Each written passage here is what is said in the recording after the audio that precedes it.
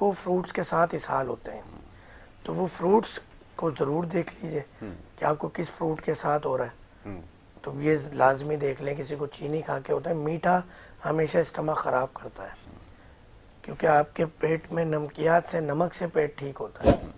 تو یہ بھی ایک بیسک چیز ہے، لوگوں کو نہیں پتہ ہوتا. اور یہ آپ جتنے بھی چکن کھا رہے ہوتے ہیں فارم کی، یہ بھی نقصان کر رہا ہوتا ہے.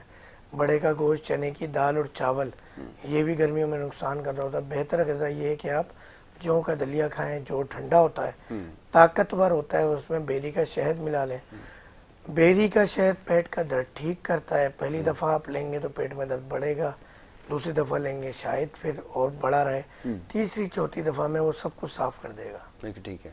تو یہ ایک سنت سے بھی ثابت ہے کہ ایک صحابی کو آقا جی صلی اللہ علیہ وسلم نے پیٹ کے درد کے لیے بیری کا شہد گرم فرمایا تو درد پڑ گیا. آپ نے فرمایا دوبارہ لو، پھر 3-4 دفعہ کے اندر اس کا مسئلہ حل ہو گیا.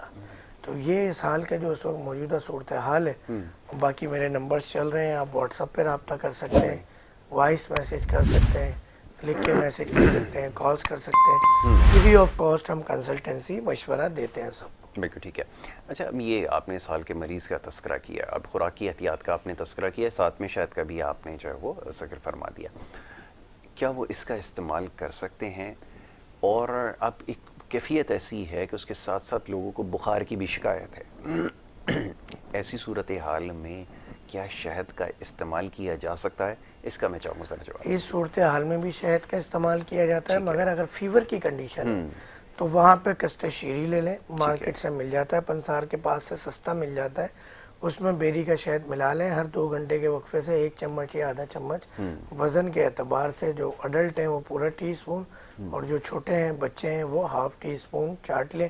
تو یقین کریں کہ اس سے فیور میں بڑا اچھا رزلٹ آ جاتا ہے اور اسہال میں بھی رزلٹ آ جاتا ہے. اصل میں اسہال کے اندر فیور جو ہوتا ہے وہ جو انٹسٹائنل انفیکشن کی وجہ سے ہوتا ہے، اور لارج انٹسٹائن اور اسمال انٹسٹائن میں اس سے بڑا فرق پڑتا ہے. اور کالا نمک یا پنک سالٹ چاٹنا بھی اس میں بہتر ہوتا ہے. ٹھیک ہے. تو آپ اس میں کیا تجویز کرتے ہیں؟ اس میں گولی میں نام تو نہیں لیتا، لیکن وہ عموماً تجویز کی جاتی ہے جس کو کھانے کے بعد ہی انفیکشن دور ہو جاتا ہے. اور یہ بات کسی حد تک ٹھیک بھی ہے کہ فوری آپ کا انفیکشن ٹھیک تو ہونے کا لفظ میں استعمال نہیں کر سکتا، تو بڑے اس کی بات ہے کہ وہ ٹھیک ہو جاتا ہے لیکن اس سے بند ہو جاتا ہے. اس وقت آپ اس کیفیت سے باہر نکل آتے ہیں جس کو ہم زیادہ کنسیڈر کرتے ہیں. اس کے بارے میں کیا رائے ہے؟ اور اس وقت فوری طور پہ اگر ریلیف آپ کو مل جاتا ہے، آگے چل کے اس کے کیا اثرات سامنے آئیں گے، ذرا یہ فرمائیے. اور آپ ذرا طب کے ذریعے بتائیے کہ جو علاج آپ تجویز کرتے ہیں اس کے کیا اثرات ہوتے ہیں. یاسر بھائی، فار ایگزامپل یہاں سے گٹر کی لائن لیک ہو رہی ہے اور وہ پیچھے سے لیک ہو رہی ہے، آپ یہاں پہ وقتی طور پہ کوئی چیز لگا دیں تو اس کا مطلب یہ نہیں ہے کہ وہ مسئلہ حل ہو گیا. اس مسئلے کے حل کے لیے آپ کو اس کے جو جڑ ہے ڈائگنوز کر کے اس مسئلے کو ٹریٹ کرنا ہے. یہ جو اسہال ہے، جو باڈی کا ریئیکشن ہوتا ہے نا، درد ہے، آنسو ہیں، اسہال ہے، بلڈ کا آنا ہے، یہ انڈیکیٹرز ہوتے ہیں. تو آپ یہ دیکھیں پیچھے ایشو کیا ہے. تو اس ایشو کو حل کرنے کے لیے جو میں نے کالا نمک کا استعمال بتایا، بیری کا شہد بتایا، جو میں نے آپ کو زیرہ بتایا، یہ ٹریٹمنٹ ہے کہ یہ اس انفیکشن کو ختم کرتا ہے. آپ نے اس انفیکشن کو ختم کرنا ہے.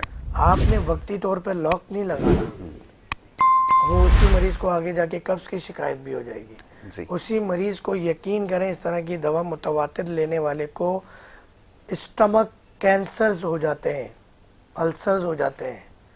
اور یہ عموماً آج تیسرے بندے کو ہے. سینے میں جلن، تیزابی پانی ناک منہ کے ذریعے باہر آنا، یہ بہت سارے معاملات ہیں، گڑبڑ ہیں. کوشش کریں کہ جو چیز بتائیے اس کو فالو کر لیں. فائدہ نہیں ہو رہا، نمبرز لکھے ہوئے، کسی اچھے طبیب سے رابطہ کریں جو آپ کو کم سے کم کینسر تو نہیں دے گا. اور یہ جو استعمال کر رہے ہیں، یہ جو ساشے آج کل میں نام نہیں لیتا، لوگ اس سے بخوبی واقف ہیں، بہت زیادہ تواتر کے ساتھ استعمال ہو رہا ہے، بڑے فریکوینٹلی لوگ یوز کرتے ہیں. کھانے سے پہلے وہ ساشے کا استعمال کریں اور اس کے بعد کھائیں، اور اس کے بعد ساری خوراک آپ کو ہضم ہو جاتی ہے.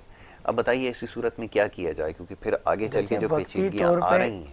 اس کی مثال میں ایسے دوں کہ گلنا اور ہضم ہونا، یا گلنا یا سڑنا کے لیں. بالکل ٹھیک ہے. اب مثال کے طور پہ اسٹیل کے برتن جو ہم آج استعمال کر رہے ہیں، اس میں وہ سڑ جاتا ہے کھانا، اگر دیکھا جائے تو. وہ اس طرح سے گلتا نہیں ہے جو صحت کے اصولوں کے مطابق ہو۔ وہ ہمیں تو لگتا ہے وہ سڑ جاتا ہے، جیسے فروٹ ہے جی، ایک جگہ سے پک جانا اور سڑ جانا، پک جانا اور سڑ جانا، آپ اس نے کی بہت مثال اچھی ایسی کی، ہو بالکل ایسا ہی کہ پکنا کھانا پکنا، مٹی کے برتن میں کھانا پکتا ہے